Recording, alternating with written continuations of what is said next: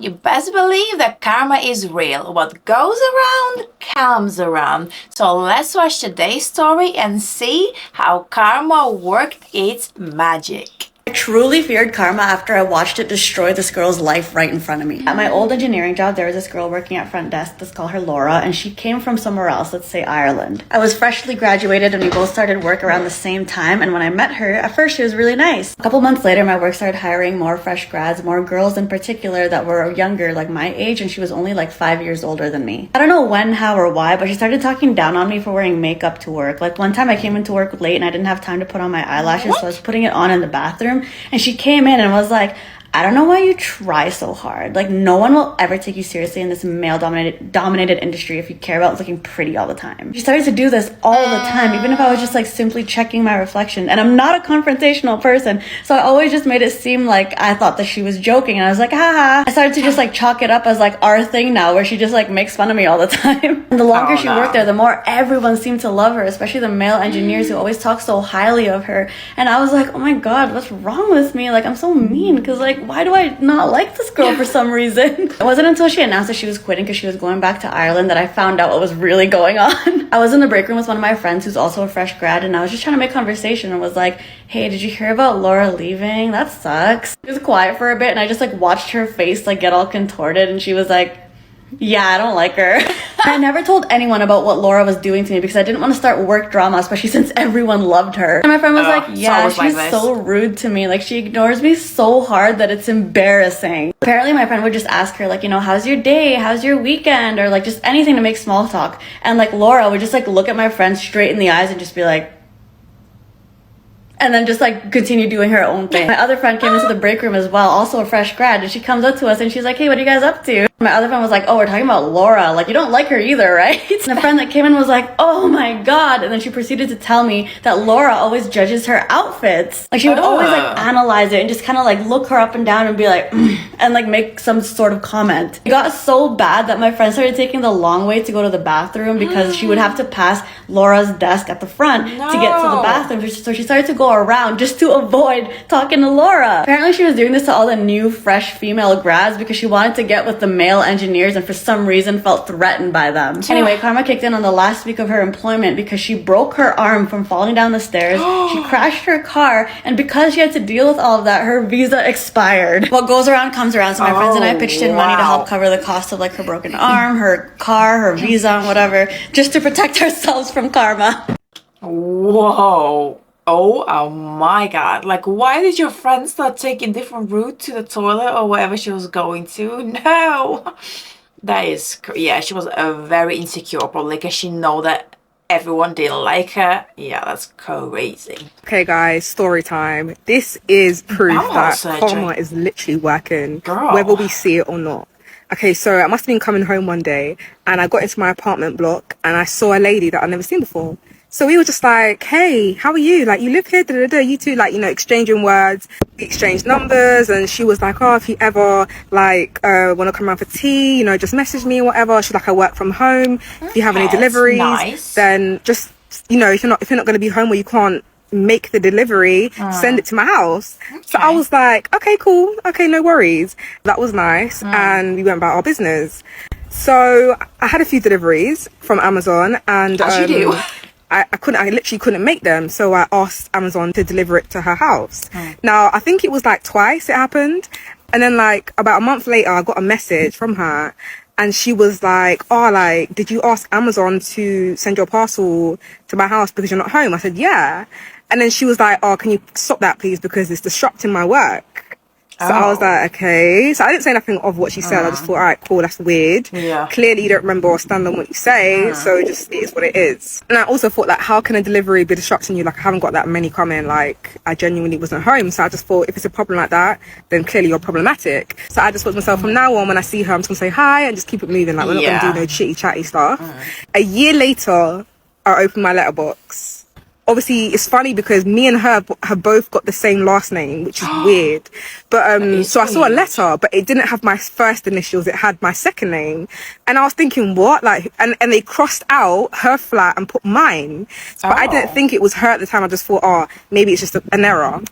open the letter, and it's a letter from the NHS, and it's talking about some sort of bum surgery, like bum hole surgery. So NHS in England is basically national healthcare, so it's like the hospital. So she got a letter from the hospital. Or piles or something that's happening inside the anus. And I was like, okay. When I looked at the top of the page, I saw her name. So I was like, oh shit, this ain't my letter, this is hers. Oh, so I thought, should I throw it away? Because it's kind of embarrassing. And then I thought, no, let me not stop her from getting her arse surgery because it might be hurting. Yeah, I don't know what that feels like. So I thought, all right, cool, let me just go put it under her door. So I put the letter under her door and thought that was it. Like, I didn't think nothing of it, apart from the fact that it was hilarious. 2 weeks later, I opened my mailbox. There's 3 letters in my letterbox, and they all crossed out her number, house number, and put my house number. So like, with obviously our last name is the same, but the first initials is different. So I'm like, what the hell? Like, how can this happen again? Like, yeah. So then I knew they weren't mine. So I thought, you know what? Let me just knock on her door.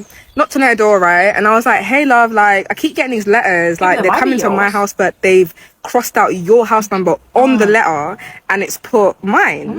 And she was like, oh my God, that's so strange. I was like, yeah, it is. Like, we kind of stood there frozen for a second. And then in my head, I thought, oh my God. Where is like, your letters, though? Remember what she did with your deliveries? Yeah. And then in that moment, I thought to myself, shall I move how she moves and tell her, sorry, but can you ask the postman or speak to Royal Mail and tell them to stop delivering your letters to my address because it's disrupting me. But then I thought, no, let me not do her how she done me. Let me just, you know, just give her the letters and just be cool about it. I just said, it's okay, no worries. And she said, thank you. And then I just walked away. I chose not to fully reciprocate that energy and more just be polite about it because karma is real and, you know, it comes back around. Whoa, well done for self-control. Well done.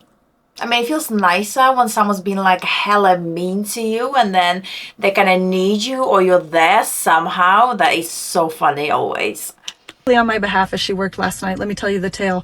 I was hosting an event in West Plano, Texas. You ever heard of it? Yeah, didn't think so. My career's going well. 45 minutes outside of Dallas. I pull up. It's at a theater. I go inside. I'm hosting. I'm opening the show. Bada bing, bada boom. I'm Teresa Rowley. This is what you can expect. A couple jokes. They gave me a podium. I felt like Madam President. It was great. Oh my gosh. I didn't have to stay in the event during the runtime, so I leave the venue. I go get dinner, little pasta, little espresso, Marguerite. If you're watching this, thanks for the biscotti, girl. You're a real one.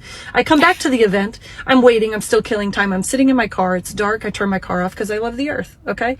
Dark parking lot. I'm sitting there scrolling through my phone, scrolling through TikTok comments. A lot of trolls. God, y'all keep me young. Oh, honestly. The worst platform for trolls. When all of a sudden a minivan whips out of nowhere into the space next to me, very close to my car. You want to know how close it was to my car? I'll tell you. 2 girls jump out of it. Pop, pop, pop the side of my car with their doors. 2 doors. Bada bing, bada boom. Stop. My 2011 Honda Pilot. She's been through enough already. She can't take much more, honestly. What do? They laugh. Oh, camaraderie over being pieces of shit. Oh my God, let me just stop there and just gather my feelings because that, when people don't respect other people's property, that just angers me. Like, really, like. Isn't that great? Oh, we just hit this girl's car. They didn't see me sitting inside. Like I said, it was dark. Did you come out? Did you come out? They laugh. They go, oh my God. And then scurry along on their little scamp way. I'm sitting there. I'm seething. I'm an Aries. I'm angry. Oh, pretty much. Aries. I think, what do I do didn't come in this out scenario? I get out. I look at my car. Little scratches. Oh. Huh. I think, should I open my own car? Knock her minivan? No. That would hurt my car. Also, I don't really want to do that. I get back in my car and think, what to do? When all of a sudden, a proverbial light comes on, and I look over at her car. Guess who left her actual lights on? Oh, little Miss Priss herself. Okay, that's gonna make your engine dead, right? That minivan was lit up like a Christmas tree. Guess what movie I heard them chatting about as they scurried along? Oppenheimer. Okay. Guess how long Oppenheimer is? 180 minutes and 9 seconds. Battery be flat. 3 hours in layman's terms. Sounds like just about long enough for a minivan to burn. Yeah. So yeah, I know how pissed I was. So she didn't do anything. Karma got her back straight away. My son came home and told me that a kid took his fucking lunch away, and so he had to eat school food because. Does this still happen? Like, do kids steal? Oh my God, I'm struggling here. Still steal other kids' lunches? Like, is this a thing? I don't think it ever happened like in my school. Like I don't think I ever seen that. As the kid took his Lunchable away, I was pretty pissed. You know what I'm saying? Yes, I went up to the fucking school. Yeah, I know the fuck I did. And actually, I had already talked to this teacher about situations with this one little boy, but the teacher never fucking did anything. I think he was scared of the fucking parents too. I don't fucking know. The point is that the next day I went up there, I sat the fuck down during breakfast, and I told that little boy, like, you took my son's lunch yesterday. What's up? And that fool was like, no, I didn't. He gave it to me. I said, no, he didn't. Yeah. I was like, did you give it to him? My son was like, no. And I said, no, he didn't. I said, don't do it again, and don't let me catch you doing it again.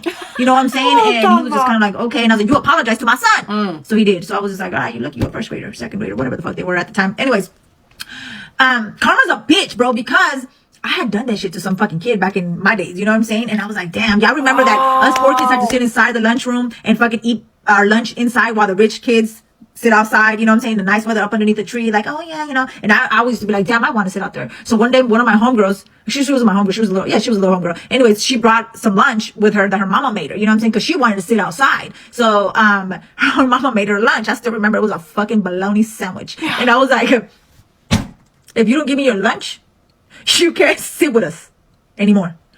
Pobrecita, bro. She gave me her fucking lunch. And I went outside and I sat there by myself, okay?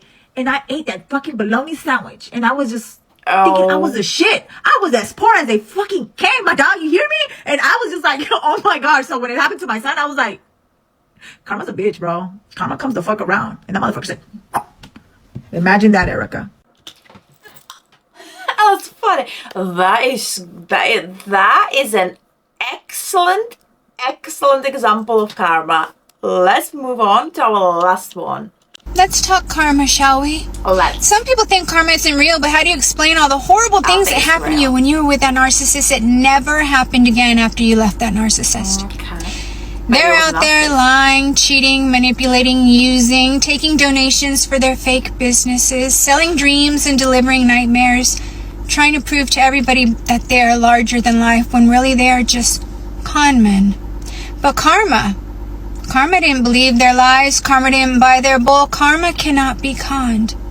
You may think they got everything, but what good is anything if they don't have the heart to love it? They don't have the mental stability to hold on to it, and they don't have the mind to be at peace or content with it. Karma's seen everything you didn't, and karma never misses the mark. Oh, that was this lady's voice is just, yeah. So thank you so much for watching. Be good, because karma is always watching you, and see you in the next one. Bye bye. Mwah.